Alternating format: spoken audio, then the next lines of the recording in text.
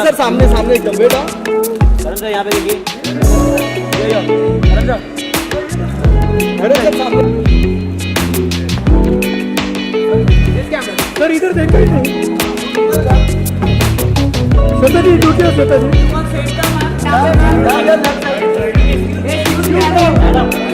ये कौन नया लोग है कह रहे सर फोटो दे फोटो सर सर हो जाए photo sir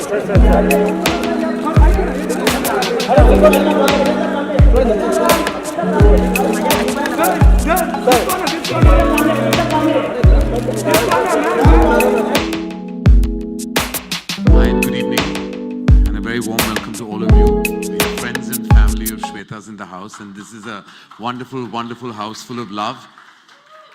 So I have to say that I invited myself to host the proceedings. Sweta is very shy and never likes to ask anyone to do anything for her. But I invited myself because I'm mainly a host and I just direct whenever I get some free time. And so I decided to do this because I love and adore Sweta and I have grown up with her. Both of us grew up and we got really close as children because we had one common factor. That was the bullying of Abhishek. We were both bullied, though we were both much older than Abhishek was. And I think Auntie Jaya will tell us more stories than what she might remember. But I remember that we actually bonded when we were both tied to a tree trunk while the others were playing. Why we were tied to that tree trunk, only Abhishek will be able to tell you.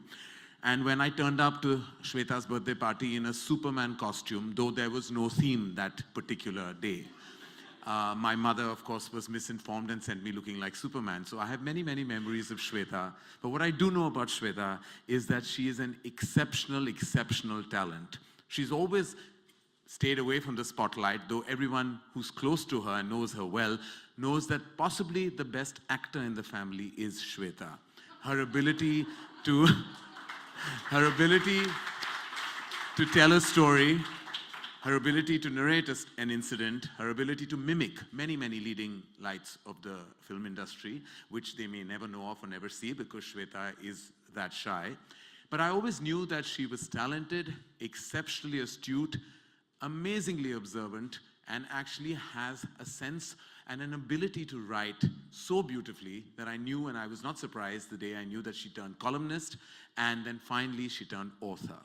When I read Paradise Towers, I knew that it was really a huge loaf of life, not just a slice, but a loaf of life. Everything that she's keenly observed, having lived in Delhi, having lived in Mumbai, having traveled the world, and mainly the way she addresses the characters, the way she actually points the nuances of human behavior is all there. Apart from that, her exceptional wit and her storytelling expertise is all there for you to see. Sweta, I wish you all the best for your debut venture into the literary world. And I'm sure that there will be many, many more, and you will do your father and your grandfather tremendously proud. Give it up for Sweta Bachchan, Nanda, ladies and gentlemen.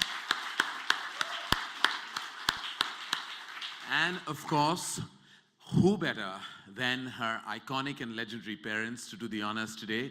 Both of them leading lights of the film fraternity, exceptional actors, exceptional entertainers, and possibly the most amazing people I know in the movies. They're like parents to me, and I'm very, very grateful to have known them in my growing years. Ladies and gentlemen, please welcome Sweta's parents, Mr. and Mrs. Amitabh Bachchan, Mrs. Jaya Bachchan, and Mr. Amitabh Bachchan on stage.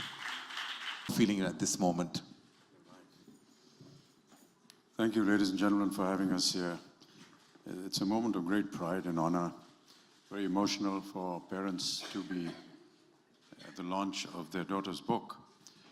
As a father, I feel very privileged because she's my daughter, and daughters have a special place in my heart.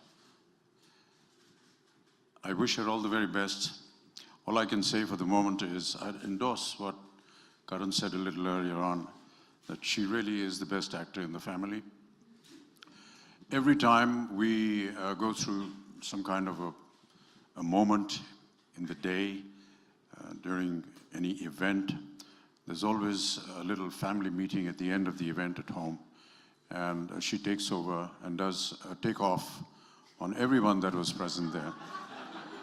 I do look forward to this evening when she will do a takeoff on tonight's event. She's also very perceptive about observation, and I do rely on her many a times, as does the rest of the family, on many incidents that may happen within the city, within the home, within the country, within the world. She has an opinion.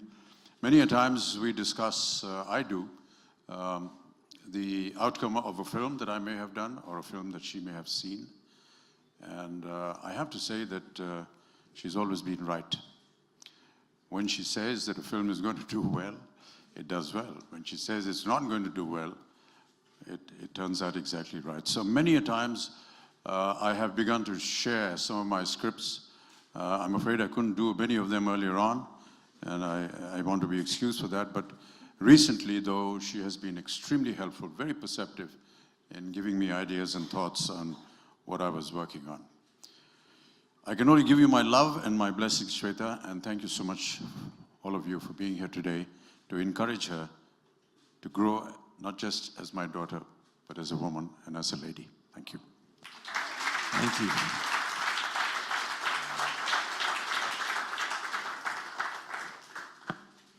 Thank you so much, Amit Uncle. Me to read certain portions of the book.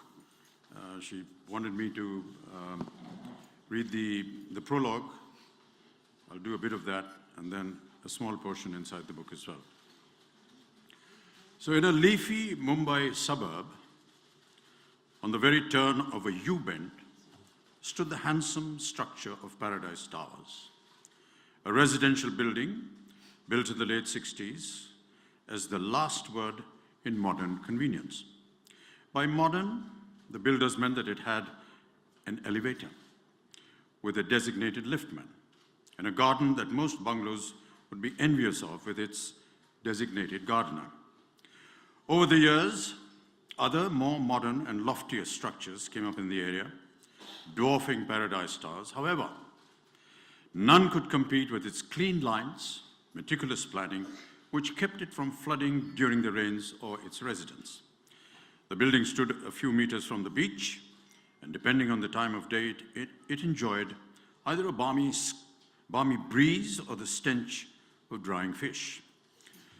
The road it stood on was more a bylane that rarely saw any traffic besides the random vegetable vendor and fisherwoman who, with their baskets on their head, crossed over to their fishing village via the building twice a day.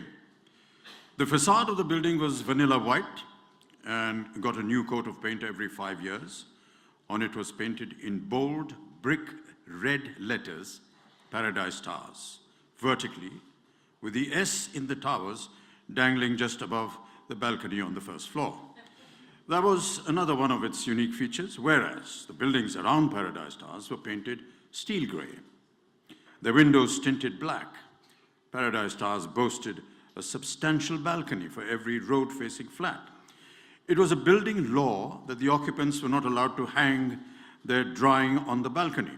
So as the years went on, it retained its aesthetic appeal, while the places around it got cluttered and messy. The entrance was a wrought iron gate with arrowhead bars secured by a sickle lock mechanism. A smaller pedestrian gate was attached to it and was most often used by visitors and residents alike.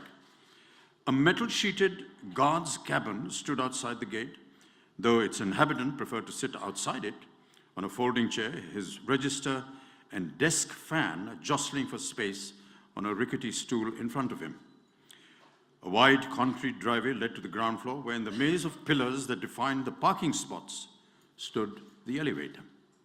A staircase, right by the lift, wound its way up the building, every even-numbered set of stairs being followed by a landing.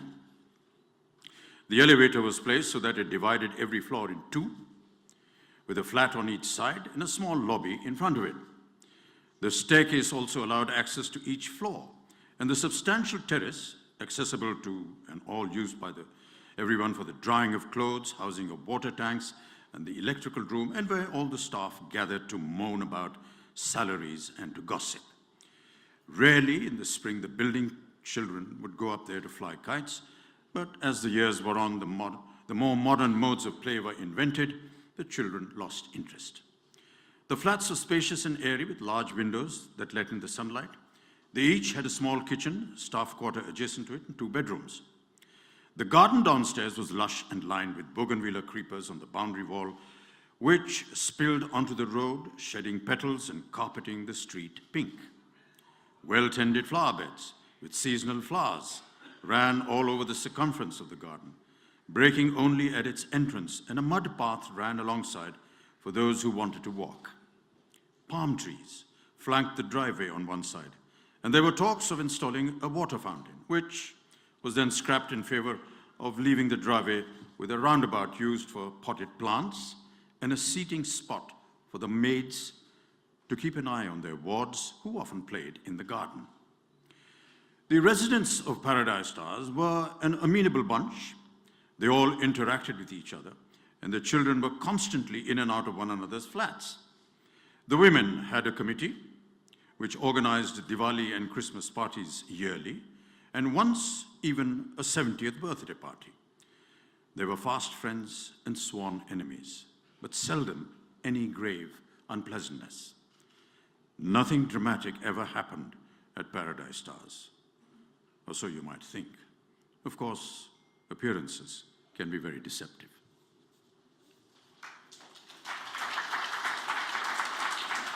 So that was the prologue to the book, and there's a little small chapter on one of the elements that stayed in Paradise Towers. So Dinesh's vacant spot in the car park was soon occupied by a bicycle superfluously trilling its bell as Mr. Roy, his mop of wiry black hair ruffled by the wind and thick black square-framed spectacles balanced on the tip of his nose that he peered over, swerved into place.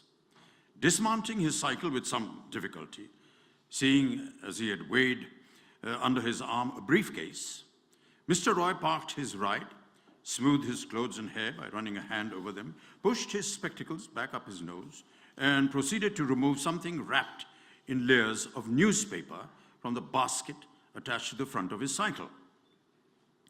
From the shadows, a middle-aged man came forward and relieved Mr. Roy of his briefcase, leaving the gentleman to better hold his newspaper-wrapped parcel. Though the Roys had a car, Mr. Roy preferred to use his bicycle on trips to the fish market, or so he told his friends. The truth, however, was that he had once driven himself into the gutter right outside the building. A nostalgic song on the radio had set him off daydreaming, causing him to lose control of his car. The car and Mr. Roy were extricated from the gutter with great difficulty.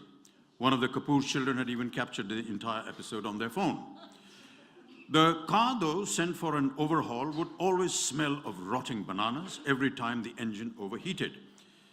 Mrs. Roy had ever since forbidden her husband from driving the car when he was on his own, and so Mr. Roy had resorted to using his bicycle for most errands. Mr. Roy rung for the elevator that whirred and hummed as it descended, the liftman smiling his broad smile as he came into view. The grille of the elevator drawn open, the liftman greeted his passenger, who once ensconced in the lift became the subject of his over-familiar repartee. "Fresh fish for dinner today, Sabji?" he asked, eyeing the parcel that Mr. Roy was now cradling in his arms. Mr. Roy gave him a perfunctory smile that should have indicated to the liftman that he found his questioning impertinent, but in this case managed only to encourage him. "When I was in my village in Bihar," the liftman prattled on, "we knew many Bengali families. Nothing like homemade macher jol, Sabji. It had been an age since I have had the pleasure of eating such delicately prepared fish." Mr. Roy leaned forward, pressing the button to his floor, which in his enthusiasm the liftman had forgotten to push, and the elevator began its labored climb to the second floor. where Mrs. Roy would be waiting to receive the fish that only her husband was trusted to select from the mongers, in lieu of which he would leave office early using a made-up physiotherapy appointment as his excuse. With a click and a jump, the elevator came to a halt on the 4th floor, where the middle-aged manservant, now divested of the briefcase, was waiting to open the elevator door and let his boss out. The minute he stepped onto the landing of the 4th floor, Mr. Roy's superior olfactory senses picked up the most divine aroma. Tilting his head backwards and flaring his nostrils, Mr. Roy shut his eyes, gave himself up entirely to the scent,